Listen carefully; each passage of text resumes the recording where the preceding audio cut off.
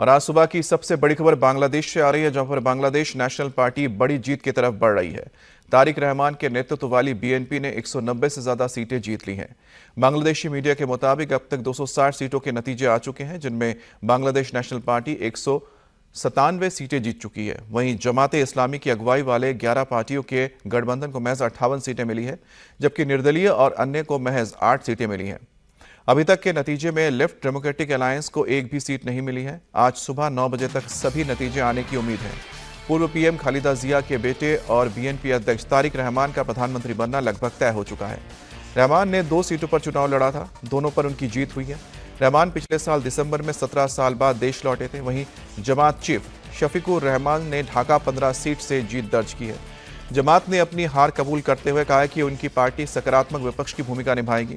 बगावत के बाद बनी नेशनल सिटीजन पार्टी ने आरोप लगाया है कि नतीजे बदले जा रहे हैं। तो बांग्लादेश में हुए आम चुनाव में बीएनपी को जबरदस्त जीत मिल रही है।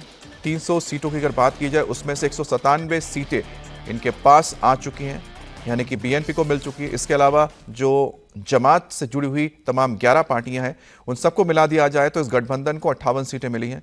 वहीं पर छात्र आंदोलन से निकले पार्टी सिटीजन्स पार्टी को भी कहीं पर भी बहुत बड़ी जीत मिलती हुई दिख नहीं रही है।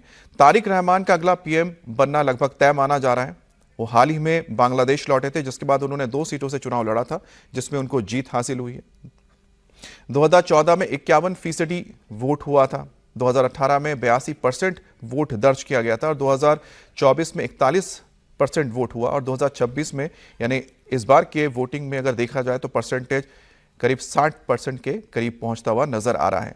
तो बीएनपी के खाते में, यानी कि बांग्लादेश नेशनल पार्टी के खाते में खालिदा जिया की पार्टी में इस वक्त जश्न मनाया जा रहा है, क्योंकि उनकी पार्टी बहुमत की ओर बढ़ती हुई नजर भी आ रही है और साथ ही साथ पार्टी जबरदस्त परफॉर्म किया है। लेकिन इसमें सबसे अहम बात है कि बांग्लादेश की सबसे पुरानी और सबसे बड़े पार्टियों में से एक आवामी लीग, यानी शेख हसीना की पार्टी को इस चुनाव में भाग लेने से रोक दिया गया था, हिस्सा नहीं ले पाई थी और उसके बाद मैदान बिल्कुल खाली था। बीएनपी के लिए माना जा रहा था कि क्योंकि आवामी लीग के बाद ये सबसे पॉपुलर पार्टी है बांग्लादेश की, इसीलिए आवामी लीग के ना होने से मैदान में बीएनपी के जीत को पहले ही तय माना जा रहा था कि इस जीत मिलेगी। जरूर यह है कि इस आंदोलन के बाद, जिसके जरिए शेख हसीना को हटाया गया था, जमात बहुत स्ट्रांगली सामने आया था और ऐसा लग रहा था कि हो सकता है कि जमात कुछ कमाल करके दिखा दे, कुछ चमत्कार करके दिखा दे। लेकिन जमात की जो रूढ़िवादी सोच है और साथ ही साथ जिस तरह से वो लगातार कोशिश कर रहा था कि बांग्लादेश को एक इस्लामिक स्टेट के रूप में चलाया जाए, शरिया के रूप से चलाया जाए, उसका आम लोगों ने विरोध जताया और उनके पास जो सबसे बड़ा विकल्प था आवामी लीग के अलावा, वो बीएनपी था, क्योंकि वो एक प्लूरल पार्टी चाहते थे, यानी कि एक ऐसी पार्टी जो सभी को लेकर साथ चले और बांग्लादेश की, बंगाल की जो संस्कृति है उसको आगे बढ़ाए। यही वजह है कि बीएनपी को यहां पर जबरदस्त जीत मिलती हुई दिख रही है। तो यहां पर आप तस्वीरें देख सकते हैं, यही है।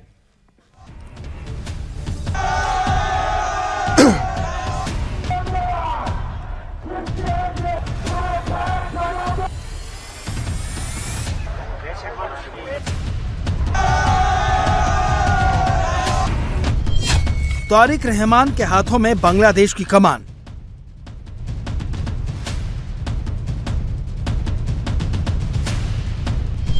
सत्रह साल बाद धमाकेदार वापसी, दोनों सीटों पर जीत।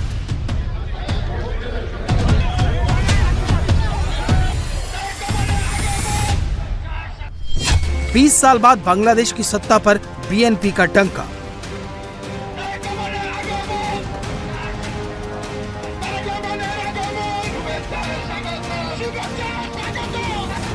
बांग्लादेश नेशनलिस्ट पार्टी बहुमत के आंकड़े से बहुत आगे निकल चुकी है और इसी के साथ तय हो गया तारिक रहमान का मुस्तकबिल। ये तय हो गया कि तारिक रहमान बांग्लादेश के अगले प्रधानमंत्री बनेंगे। तारिक ने न केवल बीएनपी को धमाकेदार जीत दिलवाई है, बल्कि उन्होंने ढाका 17 और बोगरा 6 दोनों सीटों से शानदार जीत दर्ज की है। तारिक रहमान की जीत बांग्लादेश की राजनीति में बड़े बदलाव का संकेत मानी जा रही है। तारिक रहमान को राजनीति विरासत में मिली है। उनके ऊपर इस राजनीतिक विरासत का सही उत्तराधिकारी साबित होने की चुनौती है। 20 नवंबर 1965 को ढाका में जन्मे तारिक रहमान बांग्लादेश के पूर्व राष्ट्रपति जियाउर रहमान और पूर्व पीएम खालिदा जिया के बेटे हैं। उनके पिता ने बांग्लादेश की आजादी में निर्णायक सैन्य भूमिका निभाई और उन्हें अनाउंसर ऑफ द लिबरेशन भी कहा जाता है। 30 मई 1981 में उनकी हत्या के बाद मां खालिदा ने पार्टी की कमान संभाली और बांग्लादेश की पीएम बनी। अब जिम्मेदारी तारिक रहमान के पास है। तारिक के पास राजनीति का पुराना अनुभव है। हालांकि 2008 में वो तत्कालीन केयरटेकर सरकार को ये भरोसा देकर देश के बाहर गए थे कि वो राजनीति में हिस्सा नहीं लेंगे। भ्रष्टाचार के आरोपों के चलते तारिक को देश छोड़कर जाना पड़ा था। इन 17 सालों में तारिक रहमान भले ही देश से बाहर रहे हों, लेकिन वो राजनीतिक गतिविधियों में लगातार शामिल होते रहे। लंदन से ही कई बार उन्होंने पार्टी की रैली और बैठकों को संबोधित किया। इस बीच 15 साल तक बांग्लादेश में शेख हसीना का शासन रहा। रहमान को अपनी वापसी का कोई रास्ता दिखाई नहीं दिया, लेकिन 5 अगस्त को बगावत के बाद शेख हसीना ढाका छोड़कर दिल्ली आ गई और रहमान की वापसी का रास्ता तय हो गया। लेकिन इससे पहले उन्होंने सियासत का अच्छा खासा अनुभव कमा लिया था। रहमान ने ढाका के शाहीन कॉलेज से ग्रेजुएशन करने के बाद राजनीति और अंतर्राष्ट्रीय संबंधों का अध्ययन किया। 1980 के दशक में लोकल पॉलिटिक्स में एंट्री ली। बीएनपी के अंदर बड़े पदों तक पहुंचे। खालिदा जिया के शासन में रहमान 2002 में सीनियर जॉइंट सेक्रेटरी जनरल और 2009 में संग्राम में भारत की भूमिका की सराहना कर चुके हैं और उन्होंने कहा है कि 1971 के बिना बांग्लादेश की कल्पना नहीं की जा सकती। रहमान के लिए ताज कांटों भरा है, क्योंकि सबसे पहले उन्हें बांग्लादेश की उन कट्टरपंथी ताकतों से जूझना है जो इन चुनावों पर ही सवाल खड़ा कर रही हैं। उसके बाद सत्ता की स्थिरता उनके लिए दूसरी बड़ी चुनौती बन सकती है।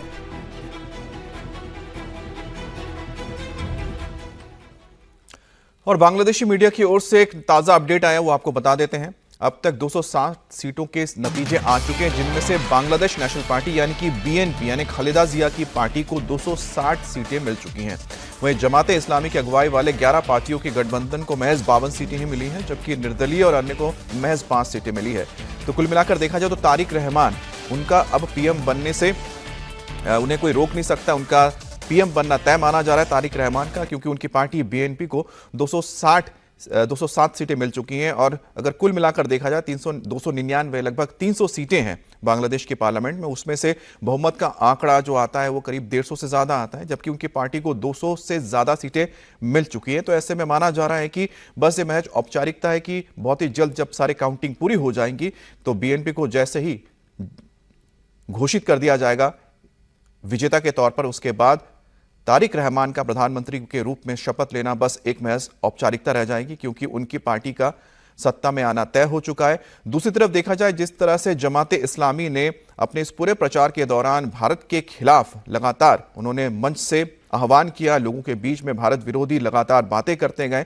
उसके बाद भारत की नज़र पूरी बनी हुई थी इस आम चुनाव में बांग्लादेश के ऊपर, लेकिन जिस तरह से तारिक रहमान की पार्टी और उनके नेता को जबरदस्त समर्थन मिला है, उससे माना जा रहा है कि एक बार फिर से दोनों देशों के बीच जो रिश्ते हैं वो सामान्य होंगे।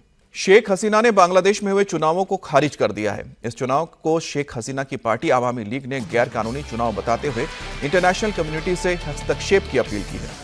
आवामी लीग का तो कहना है कि ये दिखावटी चुनाव सिर्फ आवामी लीग को बाहर करने के लिए नहीं, बल्कि ये चुनाव कई ऐसी पॉलिटिकल पार्टियों को बाहर कर रही है जो कट्टरपंथी विचारधारा का विरोध करती रही हैं। आवामी लीग का आरोप है कि यूनिस की सरकार से जुड़े लोग लाखों वोटर्स को जान से मारने की धमकी दे रहे हैं।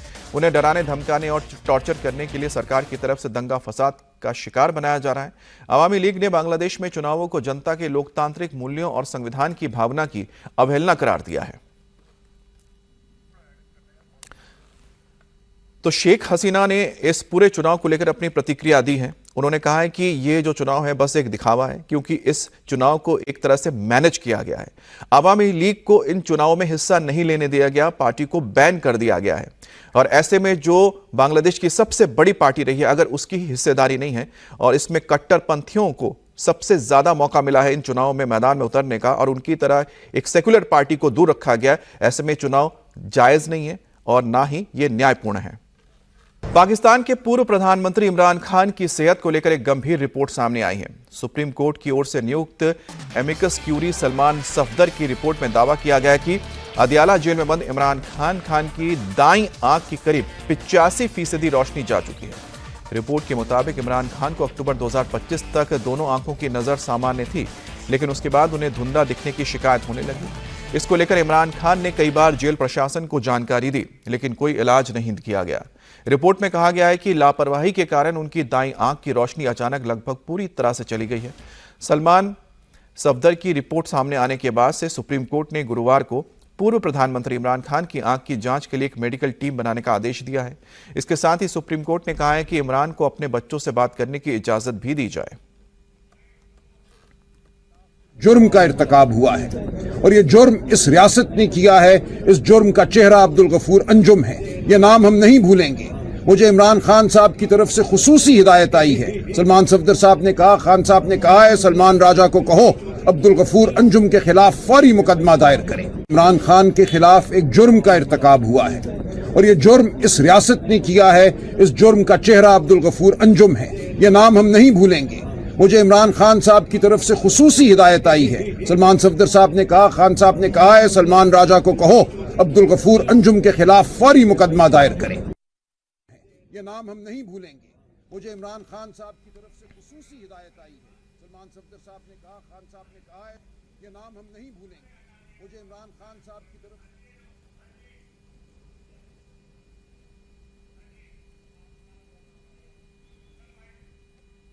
आज मेरा दिल टूट गया था।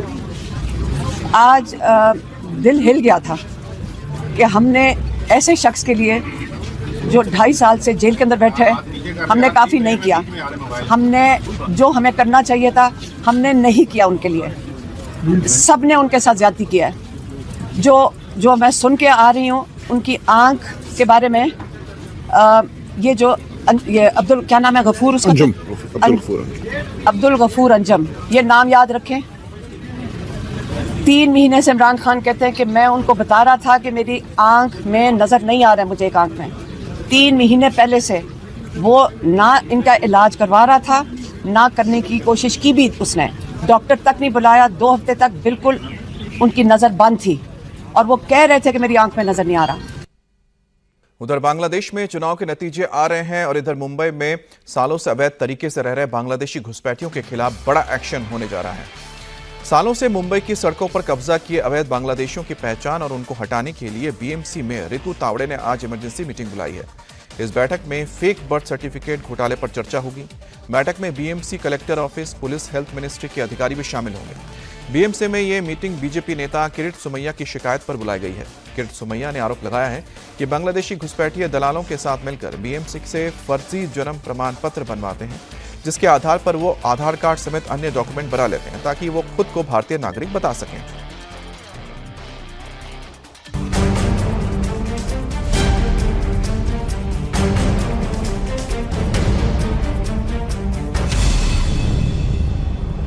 अवैध बांग्लादेशियों पर सबसे बड़ा एक्शन। बांग्लादेशी मुक्त मुंबई करना है। अवैध बांग्लादेशियों से मुक्त होगी मुंबई। बांग्लादेशी को बाहर निकल जाए। महाराष्ट्र में अवैध बांग्लादेशियों के खिलाफ सबसे बड़ा एक्शन शुरू होने जा रहा है। महाराष्ट्र के नंदुरबार में अवैध जन्म प्रमाण पत्र का घोटाला सामने आने के बाद अब बीएमसी और महाराष्ट्र सरकार एक्शन में आ गई है। डिप्टी सीएम एकनाथ शिंदे ने ऐलान किया है कि महाराष्ट्र से एक अवैध बांग्लादेशी घुसपैठियों को निकालकर बाहर किया जाएगा। बांग्लादेशी मुक्त मुंबई करना है। बांग्लादेशी जो है, जहाँ कुछ आधार कार्ड उन्होंने लिए हुए हैं, कुछ गवर्नमेंट डॉक्यूमेंट उन्होंने लिए, उसकी जांच होगी और बिल्कुल वो सब जो कागजात है, जो आधार कार्ड जैसे, वो उसको वेरीफाई किया जाएगा, रद्द किया जाएगा और बांग्लादेशी को बाहर निकल जाएगा। वहीं दूसरी तरफ अवैध बांग्लादेशी घुसपैठियों के मुद्दे पर बीएमसी मेयर रितु तावड़े भी एक्शन मोड में हैं। आज मेयर रितु तावड़े ने दोपहर 12 बजे इमरजेंसी मीटिंग बुलाई है। इस बैठक में फेक बर्थ सर्टिफिकेट घोटाले पर चर्चा की जाएगी। बैठक में बीएमसी कलेक्टर ऑफिस, पुलिस और हेल्थ मिनिस्ट्री के अधिकारी शामिल होंगे। बीएमसी ने मीटिंग बीजेपी नेता किरीट सोमैया के उस बयान के बाद बुलाई है जिसमें उन्होंने आरोप लगाया है कि बांग्लादेशी घुसपैठिए दलालों के साथ मिलकर बीएमसी से फर्जी जन्म प्रमाण पत्र बनवाते हैं, जिसके आधार पर वो आधार कार्ड समेत दूसरे डॉक्यूमेंट बना लेते हैं ताकि खुद को भारतीय नागरिक बता सकें। हाल ही में नंदुरबार जिले में फेक बर्थ सर्टिफिकेट का बड़ा घोटाला सामने आया है। बीजेपी नेता किरीट सोमैया ने दावा किया है कि नंदुरबार में फेक बर्थ सर्टिफिकेट बनाने वाला एक गैंग एक्टिव है। पुलिस ने गैंग के 6 लोगों को गिरफ्तार किया है। गैंग ने अधिकारियों को नकली सर्टिफिकेट के लिए 25,000 से 1.25 लाख रुपए तक दिए हैं। गैंग अब तक 1,122 फेक सर्टिफिकेट बनवा चुका है। नंदुरबार जिले में 1122 अपात्र लोगों को, जो व्यक्ति ने एप्लीकेशन भी नहीं की थी, 25,000 से 1,25,000 रुपया लेकर यहाँ के नगर परिषद के लोग और एक स्थानिक गैंग है, उन लोगों ने 1122 सर्टिफिकेट बांटे। आज जिलाधिकारी पुलिस सबसे मेरी चर्चा हुई, मान्य किया है। हमने मांग किया, अभी तक पुलिस ने 6 लोगों को गिरफ्तार किया है। ये जो 1122 जो लाभार्थी है, उनको भी आरोपी बनाना चाहिए। महाराष्ट्र का ये बहुत बड़ा षड्यंत्र बाहर निकला है। नंदुरबार जिले में बाकी जगह पर भी इसका अभ्यास जारी करने का निर्देश दिया गया। वहीं दावा किया जा रहा है कि मुंबई में 1200 से ज्यादा घुसपैठियां मौजूद हैं। एमएलसी मनीषा कांदे ने कहा कि एटीएस ने संदिग्धों की सूची तैयार की है। उन्होंने सरकार से इन संदिग्धों के नाम और फोटो सार्वजनिक करने की मांग की।